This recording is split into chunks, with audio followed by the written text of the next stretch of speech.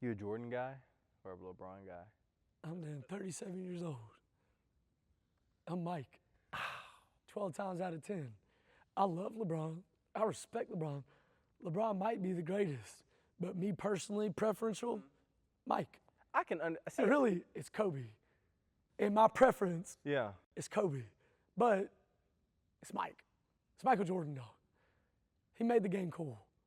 The game wasn't cool like that. That's my preference. Now, do you think that the players, we're going to get into the intro in a second, but do you think the players are better today Yes. than back then? Okay. Oh, This is somebody with logic, though. That's not even close. Logically breaking it down. Let's think about, is the iPhone better today than when it Yes. originally was? And it was still good and cool when it first Yeah. came out. What you expect? Hey, Are shoes better today than they were technologically you're a sound? logical person to talk to that's a Yes. big MJ fan. I've talked to a lot of MJ fans, be like, oh, they were No. better and tougher. God, and this no. I'm like, guys, God, no. way more skilled. Coaches weren't smarter.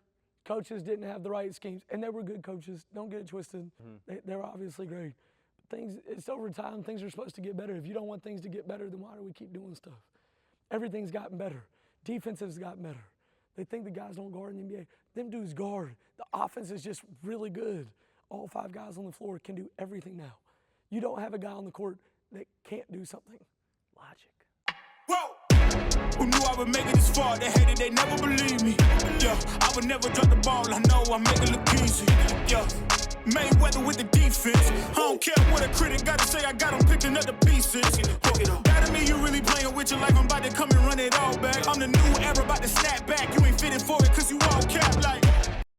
Welcome to the Stuck in My Thoughts podcast. It's the place you want to be to hear a one-of-a-kind POV. As always, I'm your host, Justin Stuckey, and today we got a special guest. We're at 205 Hoops.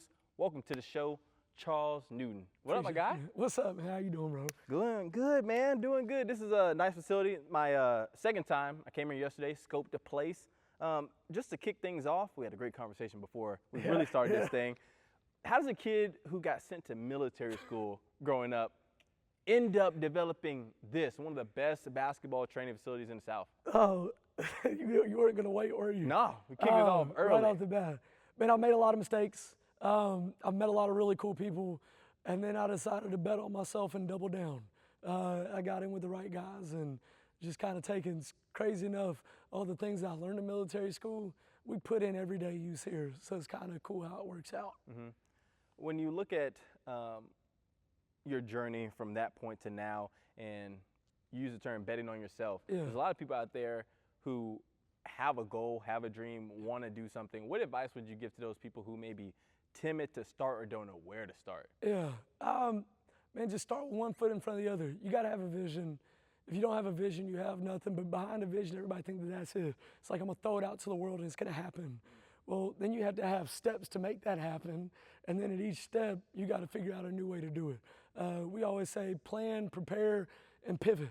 If you don't produce, pivot. So I would say you can't be scared to pivot, can't be scared to take risks, and you can't be scared to fail. You got to jump without a parachute sometimes. It might work, it might not. Either way, you're going out by yourself. I like that right there. Don't be scared to fail. I think that's the biggest thing. The guys earlier were talking about my setup, and I was like, how to get this started, man? Sometimes you just got to go for it. No. I think you just got to go for it. What's the worst that could happen? The only failure is quitting. The cowards never start, and the weak fall off along the way. If you fail, you can fail forward, and then you make the pivot and figure out like, oh, no, that didn't work. Yeah. All right, let's do it the next way. That's all it is, and that's why sports are great, because you win, you lose, but no matter what, you got to go back and get ready for the next one. Yeah. That's how life is. I feel like sports is the greatest teacher, and sports in basketball specifically has been in your blood a long time. Yeah. Grandfather, legend, AD at Kentucky, former coach. Your pops, who was my former AD, which, hey, he been doing the thing a long time. Shout out Big Samford. He's the man. He's the man, Daddy Newt. Yeah, Daddy Newt. For you, knowing the path that's been laid out before you, how do you navigate, or is there pressure following behind the legacy they've set already? Nobody's asked me that yet. It's weird that nobody's asked me that. I do it. You feel me? That's elite. That's good. That's good. There's pressure. There was pressure growing up. But my dad and my grandfather are first-class human beings.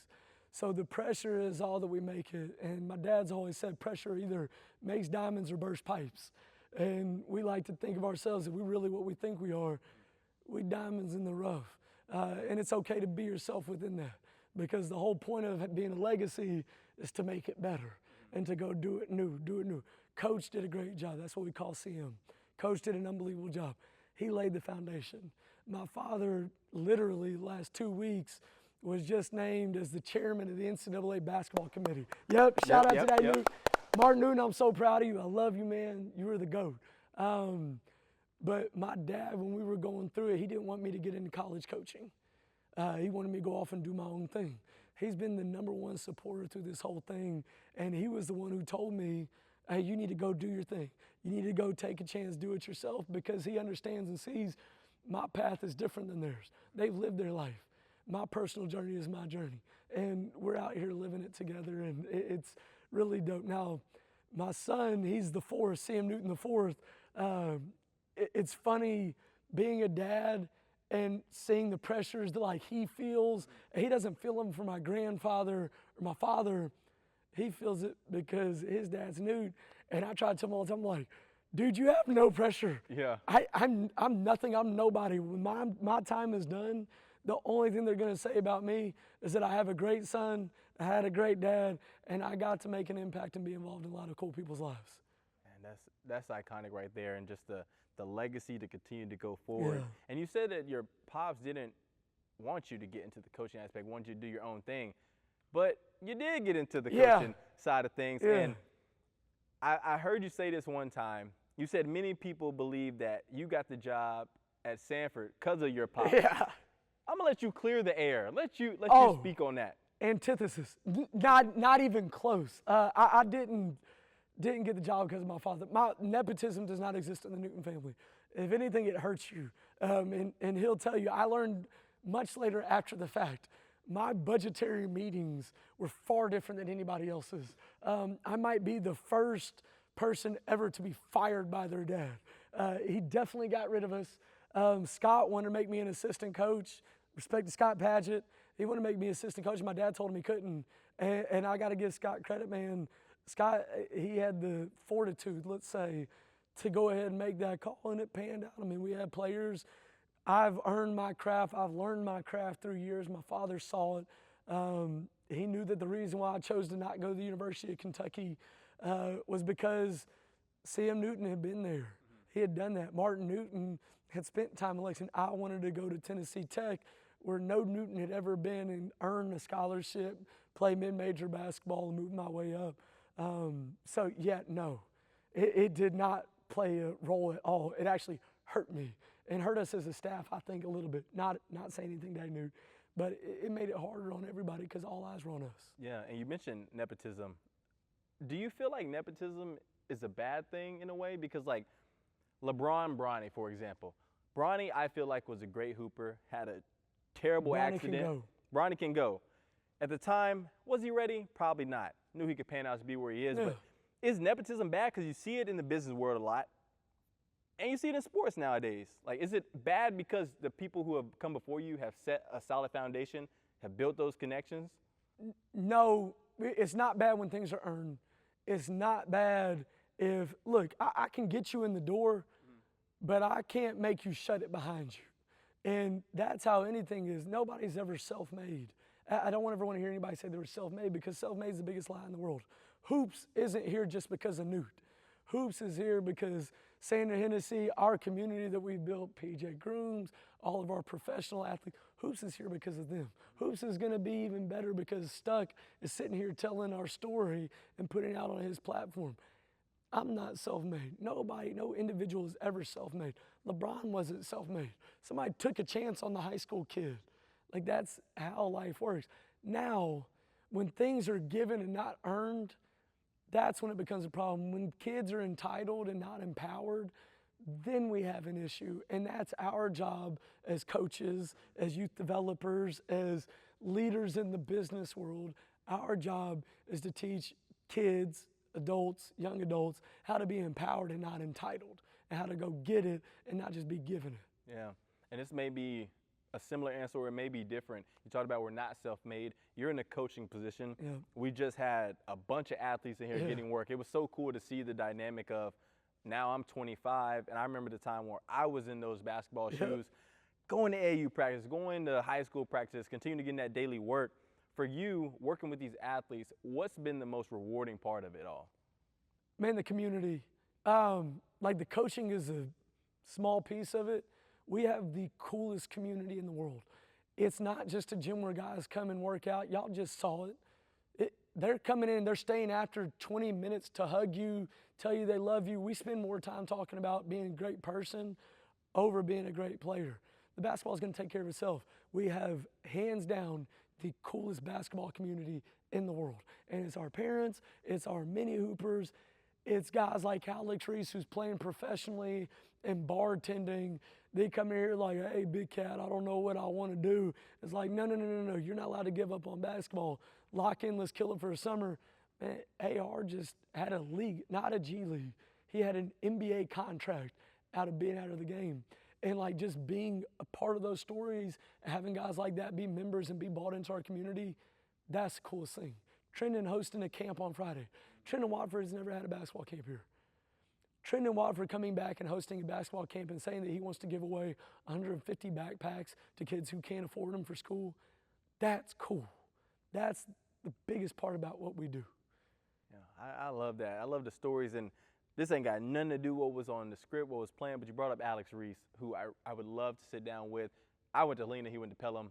Battles through the wazoo. I didn't even think about that. Dang. Through the wazoo. But, man, if he watches this, I want to give him a shout-out. I remember my birthday had to be my last year at Samford. I went to Moe's. I was in Moe's with my friends, and I go up to the thing to pay for my food. I wasn't drinking. Everybody know me, I don't drink. I was getting my food. And I look up, and it's Reese. Yeah. Like, yo, what are you doing? Talked to him kind of about his story, like what's been going on, told me about his burnout situation. And I don't know if this affected him at all, but I ate my food and I came back in there. I said, hey, bro, I don't know how you're feeling right now, but if you ever feel like going back, don't give up. Like, go back to it. Man went to Germany, overseas, came back to the G League, was doing his thing, got that contract. As somebody who was, I couldn't stand Pelham growing up, you love to see guys continue to pursue their dreams and make it. Bro. Because it's easy, like, there may be times, like, even with this media thing, like, dang, like, should I keep going with this? Or you, for example, like, I'm trying to figure out that coaching isn't my thing. What do I want to do? There may be times where people don't feel like it's worth it. Yep. Have you ever had those situations? Oh, those my moments? God. And how'd you get out of them? All the time. I mean, you have them all the time. You had, as a track athlete, you had them where, like, there's days you're like, man, why am I doing this? What's the payout? Where's the end result? I've had them with this, just to be raw, vulnerable, and honest. I mean, there ain't a lot of money in this. There wasn't a lot of money in it. We were starting it. I mean, we were eating ice water soup for dinner some nights. The building got delayed. I thought about giving up on it and just be like, man, you know what? Let me get something steady. Let me go to the league. Let me go work for Nike. Let me go do something so I can get a steady check. But my mission and my purpose is way bigger than my comfort level and where I'm at. Who I am is much bigger than what I am.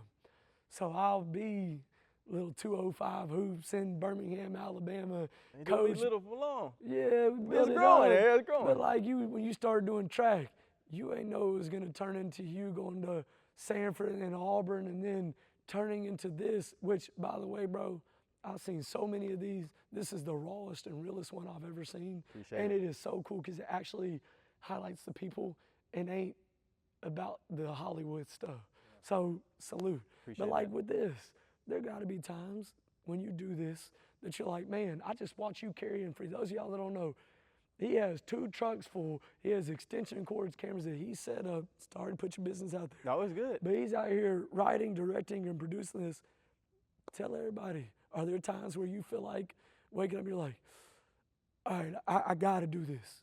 It's the grind, man. I would say for me, it's one of those things where my dad is very, he's an old school guy, the old school guy. And he's seen the work pay out as far as like what we talked about, like being able to be on TV before. Like he's seen the glimpses, but like even before I'm going to, you making any money? Yeah. Man, sometimes you ain't making no money, you know? Yeah. But go get a job. I'm in Hibbett, some 8 to 4, grinding. I'm kind of prepping for this, shout out Hibbett though, and getting ready. But it takes those things, you know, for the payout. And I think for anybody out there that's, in that limbo, man, should I keep going? Should I stop? I think it's always go back to remember your why.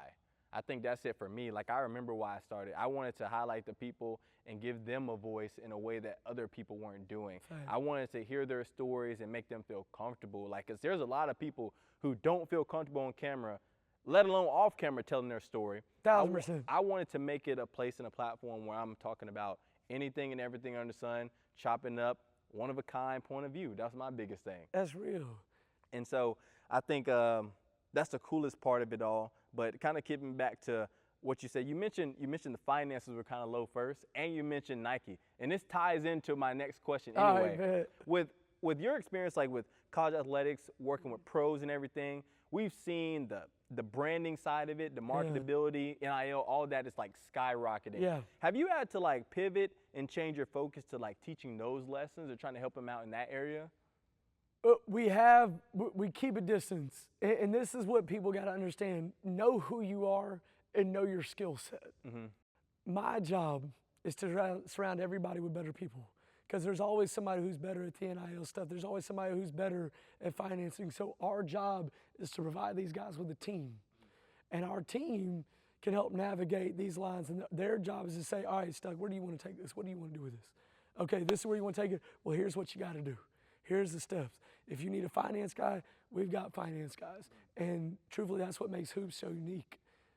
We've got partners, we've got investors that are strategically picked. My business partner was a strategically picked guy because he's great at real estate. I don't know about real estate. He spent time as an accountant and as a CFO. Yeah. I've never run a company. So he's helping run that side. I get to run the ops and the business as the CEO of it. We communicate and I get an education on it, but everybody just has to do their part. It's like our code for the week, be a star in your role. My job is to help. We have guys, Ty Davis, Chaney Johnson, Cam Woods, Fat Hill, we can keep going, Simon Walker, Keyshawn Murphy. Like, those are guys that are Birmingham dudes, Alabama dudes, that our job, if they need it, and if they ever come to us with it, is to help put them in the right direction and put them in contact with the people, and that's the service that we provide. We're great here, but we're also great at connecting with the right people there. That's smart.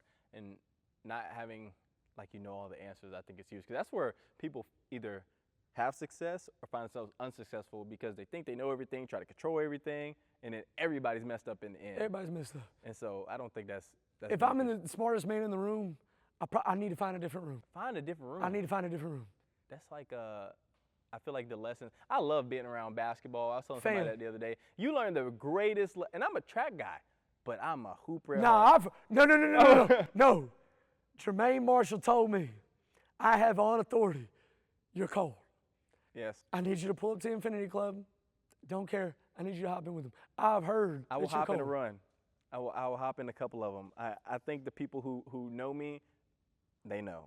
I ain't got to say too much. The film speaks for itself. Don't worry. Ethan's going to come out. Our creative director, our content guy, he's going to come out. He's going to video. So we're going to have some highlights for your page. All right. Now, this is Don't pivot too quick on that one, dog. I gotta get off an hour. I gotta get off an hour. But I think this one right here is about to be impactful because I feel like out of all my questions, this might be one of the most solid. Okay. I was thinking about this. Growing up in Alabama, Birmingham, just this region in general, a lot of hoopers, and you had a chance to coach them, coach a lot of athletes. Now, I don't know who's watching and or listening, but if you're listening to this, my boy CM3 is white. Stuck is black.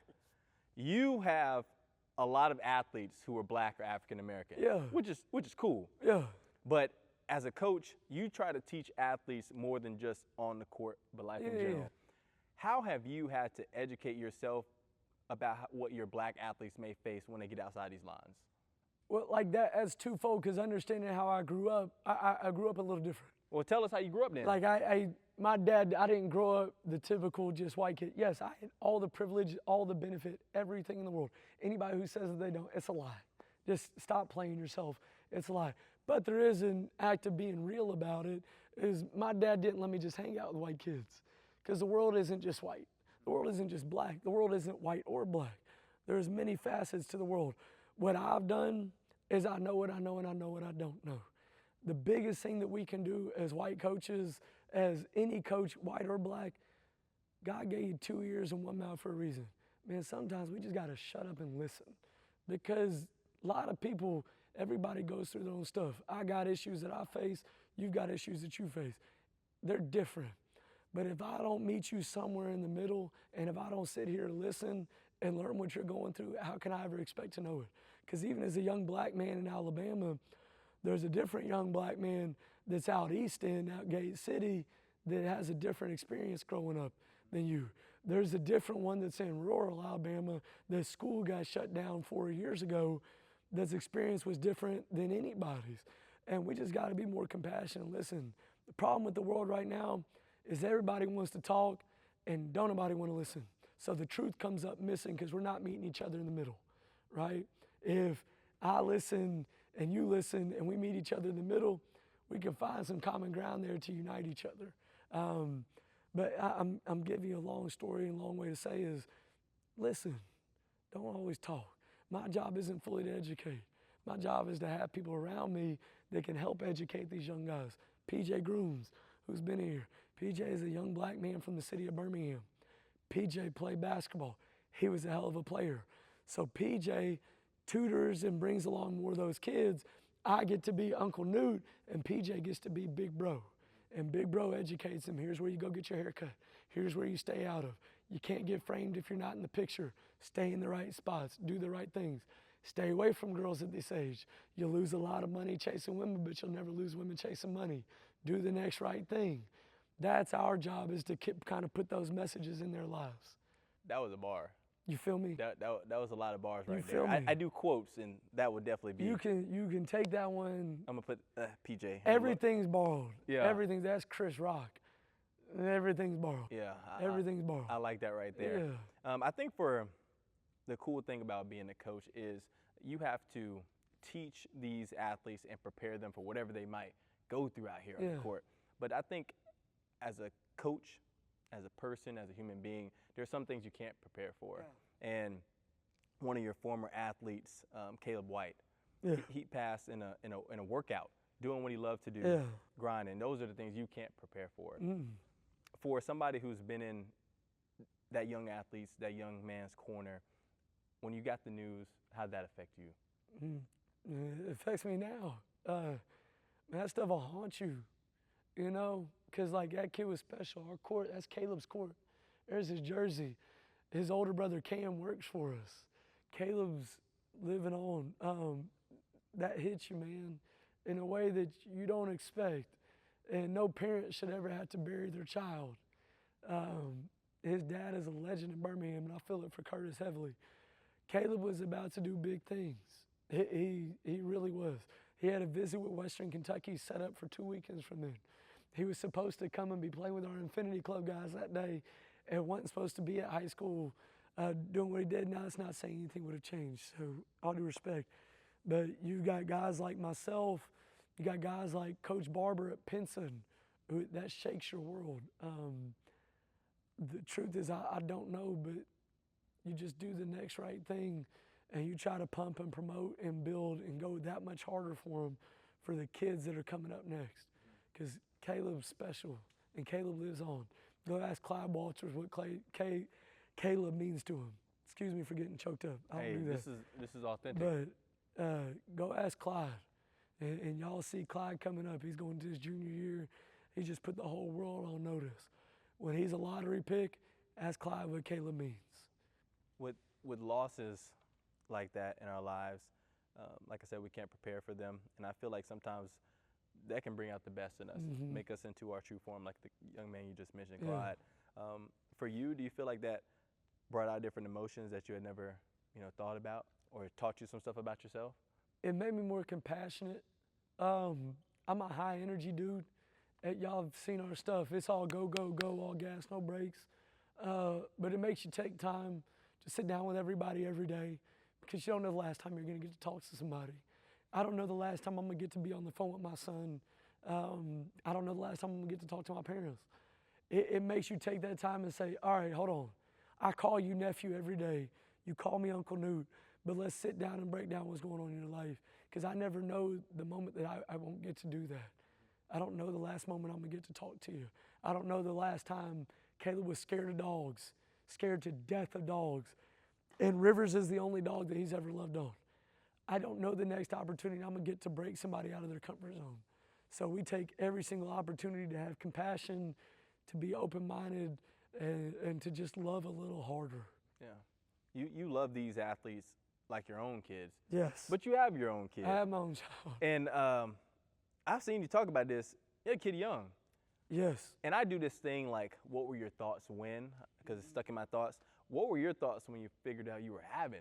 How like blunt can I be on here? Super blunt. This Can you is real. curse on here? No. Keep it minimum, but you can be like, oh crap. I was like, oh crap. What am I about to do? I mean, just as raw and real, man, I was playing. I was about to get into coaching.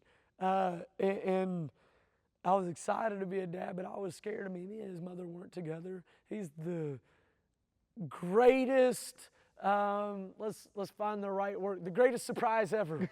He's the best surprise ever. My initial thought was, oh crap, what are you gonna do? And I will tell you this, it's the best thing to ever happen to me. And we do raise a lot of kids, and my kid Hoops, Bub is a dog. Like Bub's figured it out on his own. He's coming into his own, but I'm raising a person. I ain't raising a basketball player. I'm not raising a basketball coach. I'm raising a very brilliant human being that finds his own path. Yeah.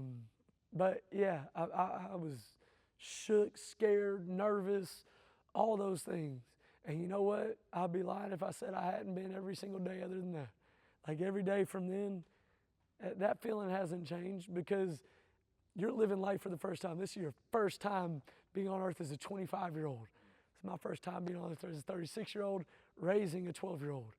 Like we don't have the answers, but it does make you understand your parents' position a little bit more and their fear a little bit more on things. I saw something on TikTok one time. It was like, give your parents grace because this is their first time being a parent, just like your first time being a son. I was like, yo, that shifted my perspective hard when I thought about that. Because like you said, it's your first time doing something, so you're not gonna always succeed. You're probably gonna fail more times than you succeed, just like life. So for you, when you had your son, you always learn something, any lesson. Like, what was the biggest thing your son has taught you so far? To let people be who they are. You don't have to, everything's not for everybody, and everybody has their own pace, and it's everybody's own race. I've learned grace and forgiveness because he gives me grace and forgives me every day, because Lord knows I make mistakes. And I have learned that literally you can thug it out and make it through strong and strive through anything because he does it every day. And it also helps you understand life ain't that, like basketball ain't that deep. Mm-hmm. Life is deeper. That's a good segue because I was going to ask this. I know a lot of coaches or just people in general, no matter if you're into sports or not, I know sometimes it's hard for people to leave their work at work and take it home. Yep. How did you find the balance of not bringing your work home and letting it affect the relationships there, especially with the coaching and training? You may be frustrated, things like that. I failed a lot. My identity was that I was a basketball coach for the first 8 years of Bub's life. And I've said it before, I'll say it again. Who I am became so much bigger than what I am. And who I am is I am a father and I'm a leader in the household first. And I still fail at that daily. But Bub is unapologetically himself, and he has put life in perspective so well for me because he tells me that he just wants dad. He doesn't want Coach New. And he don't need lessons all the time. He just needs me to be. And being sometimes is great. And you got to be who you are, not what you are.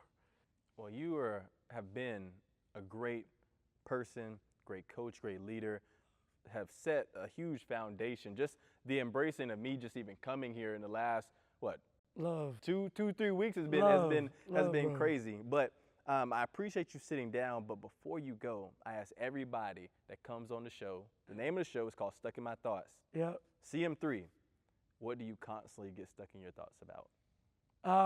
I'm a constant perfectionist and I'm a constant competitor. I don't sleep. Very little. I stay stuck on what I'm not doing versus on the good we're doing.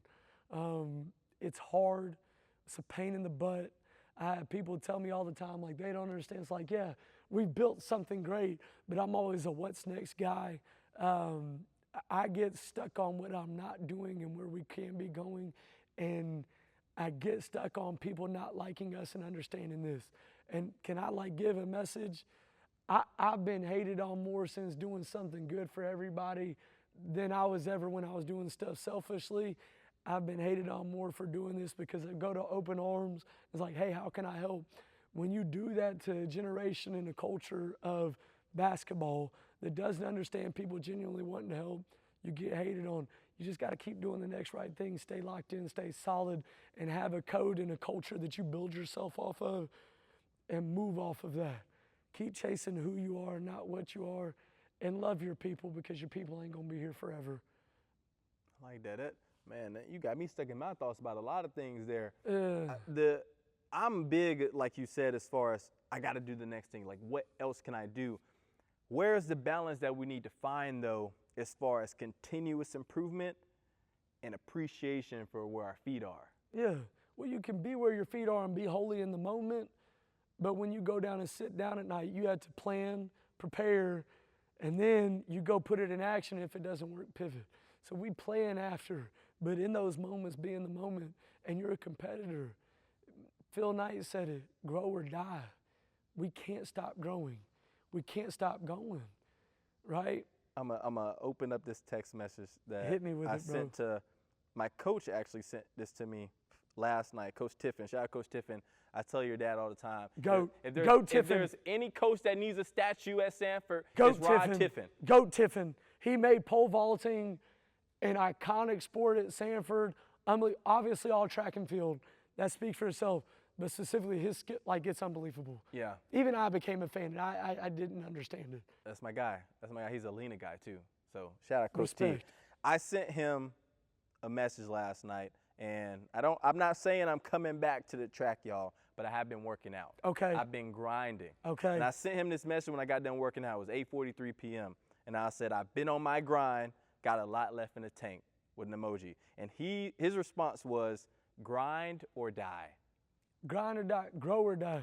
If we're not pushing forward, if we're not progressing, we just talked about Mike and LeBron and the game of basketball and the state of basketball.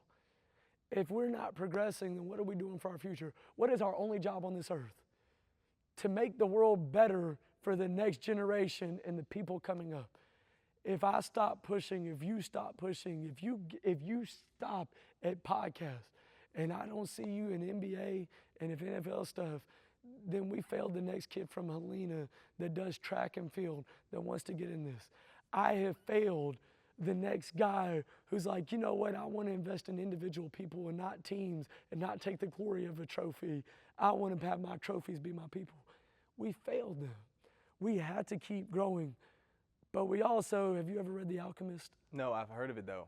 Unbelievable book. I need to read that. There's a portion of it where he's talking about going and seeing the wonders of the world and going to visit the world. And he says, without forgetting the oil on your spoon, without forgetting who you are as an individual. We have to go see the world, make the world a better place. But we've also got to stick true to our core values, and that comes from knowing who you are. Know yourself before you go try to give any of it to anybody else, because you'll get lost quick, and that world will eat you up. Love it right there, man. Know who you are. Continue to pay it forward. And make sure you subscribe to the channel. Got to. CM3, appreciate it. Appreciate you, bro. Love, dog. Thank you for sir. being here so much. Let's go. I hope that was okay. That was fire. I hope that was okay. Oh, shit. Let me, yeah. Come on, Riff. Hold on, let me take these, stop this stuff real quick. Hell yeah. Nah, that was dope. Bro, you want to talk about some damn, I ain't never been nice. You got me tearing up. I don't cry. My son see me cry one time. But you not. You got me tearing up. My dad's gonna be like, what in the hell? Whoa! Who knew I would make it this far? They hated, they never believe me. Yeah, I would never drop the ball. I know I make it look easy. Yeah.